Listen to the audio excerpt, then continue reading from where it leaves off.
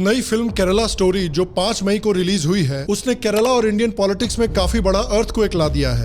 Shalini Unnikrishnan, a Hindu from Kerala.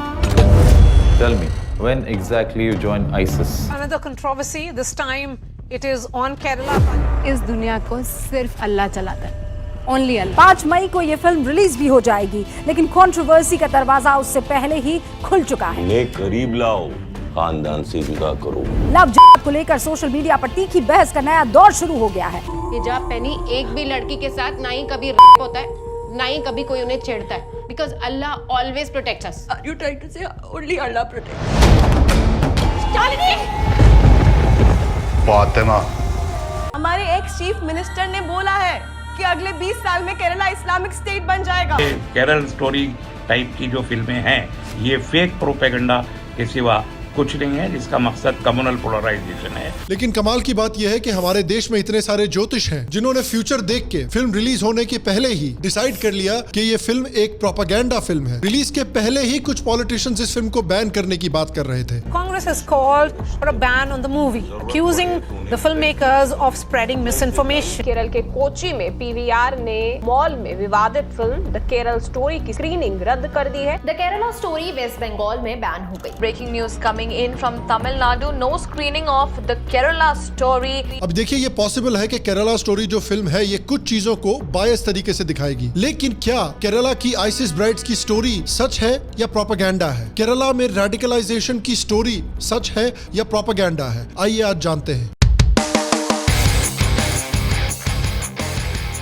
Hello, शाम Sharma show के इस एपिसोड में आपका बहुत बहुत स्वागत है। मैं हूं सेकुलरिज्म का सीईओ शाम शर्मा और आप सबको एक सेकुलर प्रणाम। आज आइए बात करते हैं केरला की, जहां खूबसूरत नेचुरल ब्यूटी है, कमाल का खाना है, सुंदर कल्चर है और जहां राहुल गांधी जी के करियर का एक बेहतरीन मोमेंट हुआ था। He is given the world's biggest defense contract.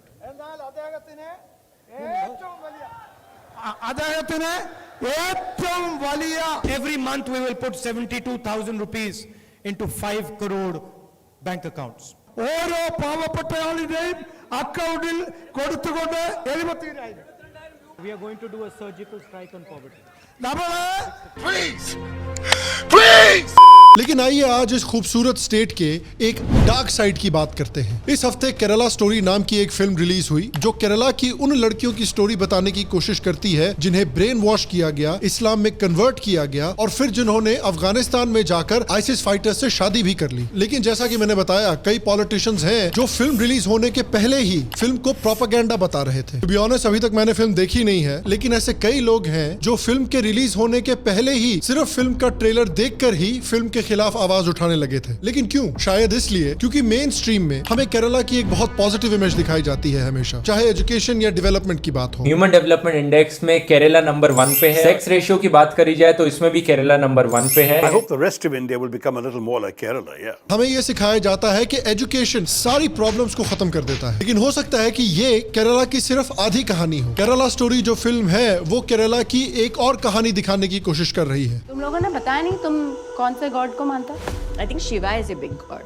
जो गॉड अपनी वाइफ के मरने पे ऐसे कॉमन मैन की तरह रोता हो, वो गॉड कैसे हो सकता है? इतने हाई एजुकेशन के बावजूद केरला में रेडिकलाइजेशन किस तरह से होता है, तो आइए सबसे पहले कुछ बेसिक फैक्ट्स को जान लेते हैं। पिछले दशक के शुरुआत में आइसिस नाम का एक आतंकवादी ऑर्गेनाइजेशन उभरा था जिसने मिडिल ईस्ट में एक बड़े एरिया पर कब्जा कर लिया था। The Islamic State in Iraq and the Levant became the Islamic State and proclaimed a caliphate on its territory. ISIS का मकसद था कि जो इस्लामिक स्टेट को टर्की के सेक्युलर लीडर कमाल अतातुर्क ने खत्म किया था, उस इस्लामिक कैलिफेट को दोबारा एस्टैब्लिश करना, जिस इस्लामिक कैलिफेट में सिर्फ शरिया का कानून माना जाएगा। आइसिस एक बहुत ही खतरनाक और ब्रूटल ऑर्गेनाइजेशन था जिसने अपने राज में कई बड़े बड़े ह्यूमन राइट्स अब्यूजेस किए थे। In this video, Shiite men are herded together and executed in mass graves. German parliament has just voted unanimously to recognize the massacre of ethnic Yazidis in Iraq as genocide. Fighters from the so-called Islamic State massacred more than 1,000 Yazidis in northwestern Iraq in 2014.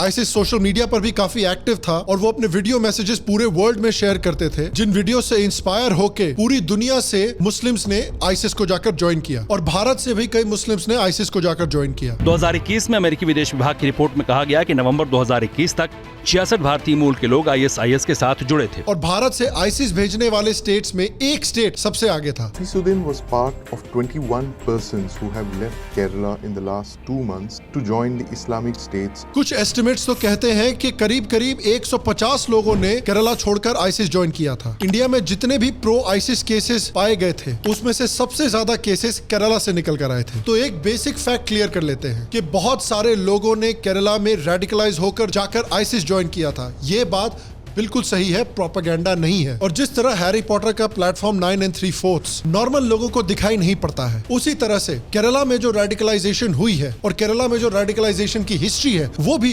Bharat के normal लोगों से छुपाई गई है। In fact Kerala story का जो premise है कि कुछ नॉन मुस्लिम लड़कियों को रेडिकलाइज करके कन्वर्ट किया गया और उसके बाद उन लड़कियों ने आईसिस फाइटर से जाकर अफगानिस्तान में शादी की, ये बात भी प्रोपेगेंडा नहीं है, बिल्कुल सच है। This is Nimisha alias Fatima, one of the 4 women from Kerala who joined the Islamic State in Khorasan province. Abdul ने केरल की सोनिया से निकाह करके उसे आयशा बना दिया। सोनिया को आयशा बनाकर उसे आईएसआईएस में शामिल कराया। आप उनमें से एक लड़की का खुद बयान सुन लीजिए। The reason we moved was to live an Islamic life under a caliphate, Muslim rule. वो अपने बूते पर खुरासान गई क्योंकि वो सिर्फ अल्लाह में विश्वास रखती थी।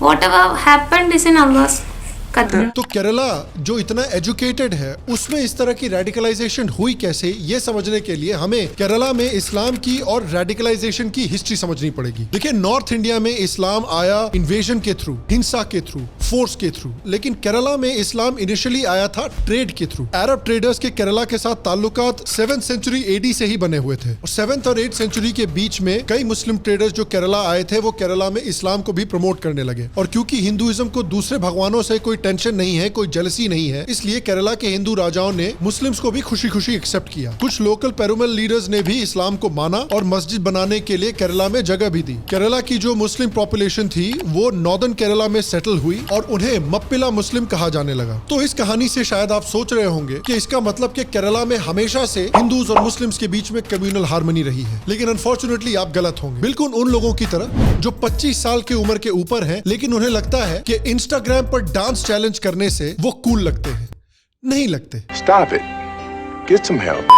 अनफॉर्चुनेटली मिडीवल पीरियड से जब केरला में मुस्लिम्स की पॉपुलेशन काफी बढ़ी और मुस्लिम रूलर्स भी इमर्ज हुए, तब से केरला में रेडिकलाइजेशन का ट्रेंड हम देखते हुए आ रहे हैं। केरला के मालाबार रीजन में एक हिंदू किंगडम था कोल्लाथिरी, जिसके पास में एक और किंगडम था अड़क्कल, जिसके राजा का नाम था अली राजा, जो एक मप्पिला मुस्लिम था। जब टीपू सुल्तान के बाप हैदर अली ने महाराजा वोडियार को धोखा देकर मैसूर पर कब्जा किया, तब अली राजा ने हैदर अली से गुहार लगाई कि वो अली राजा का साथ देकर हिंदू कोल्लाथिरी किंगडम को पूरी तरह से डिस्ट्रॉय कर दे। और फाइनली हैदर अली ने अली राजा की बात मानी। अली राजा को अपने आर्मी में एक हाई एडमिरल बनाया और 1766 में मालाबार पर हमला बोला, कोल्लाथिरी एम्पायर पर कब्जा किया, कई मंदिरों को तोड़ा, लेकिन हैदर अली मालाबार रीजन पर पूरी तरह से कब्जा करने में सक्सेसफुल नहीं रहा। इसलिए उसके बेटे टीपू सुल्तान ने डिसाइड किया कि भाई मेरे पिताजी जो नहीं कर पाए वो मैं करता हूँ। उसने मालाबार रीजन में हैदर अली से भी ज्यादा हिंदुओं का परसिक्यूशन शुरू किया। Kerala oral tradition remembers Tipu's visit to the Malabar as the deadly Padayottam, which means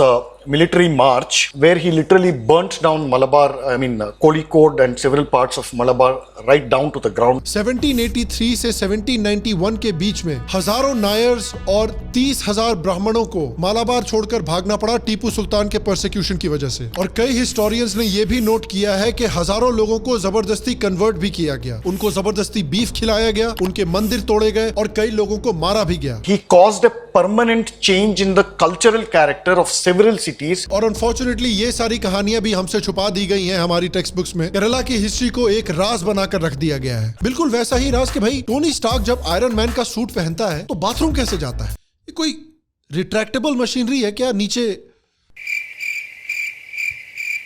Just like that. Anyway, Malabar region में हिंदुओं के साथ जो बदसलूकी हो रही थी वो टीपू सुल्तान की मौत के बाद भी जारी रही। 1852 में मालाबार के डिस्ट्रिक्ट मैजिस्ट्रेट ने नोट किया कि वहां की मुस्लिम पॉपुलेशन हिंदुओं को हमेशा डरा कर रखती थी। अक्सर हिंदूज पर आइसोलेटेड हिंसा के इंसिडेंट्स होते थे और इस तरह की रेडिकलाइजेशन का रिजल्ट हमें 1921 में देखना पड़ा मोपला मैसेकर के साथ। Moplah massacre was a result of the खिलाफत मूवमेंट। खिलाफत मूवमेंट तब शुरू हुआ जब अंग्रेजों ने वर्ल्ड वॉर 1 में टर्की को हराया। टर्की उस समय पर इस्लामिक कैलिफेट का सेंटर हुआ करता था और क्योंकि इस्लाम का खलीफा अंग्रेजों से लड़ रहा था, अंग्रेजों ने इस्लाम के खलीफा को टर्की से हटा दिया था। इसलिए उस समय भारत के मुसलमान बहुत नाराज हुए और खिलाफत को वापस एस्टैब्लिश करने के लिए अंग्रेजों के खिलाफ प्रोटेस्ट शुरू किया। अब इस मामले में इंटरेस्टिंग बात यह है कि टर्की के मुसलमानों को, मिडिल ईस्ट के मुसलमानों को इंटरेस्ट नहीं था खिलाफत वापस लाने में, तो इंडिया के मुसलमानों की जान इतनी क्यों निकली जा रही थी? आप तो जानते ही हैं कि एक सिंप क्या होता है, कि जब एक मर्द एक औरत के लिए बिल्कुल जान देने को तैयार हो जाता है लेकिन औरत से उसको रिटर्न में कुछ भी नहीं मिलता। तो इंडियन मुस्लिम 20th सेंचुरी के पहले सिंप थे जो टर्किश मुसलमानों के लिए और खिलाफत के लिए सिंप किए जा रहे थे। मैं उन सिंप से सिर्फ एक बात बोलना चाहता हूँ,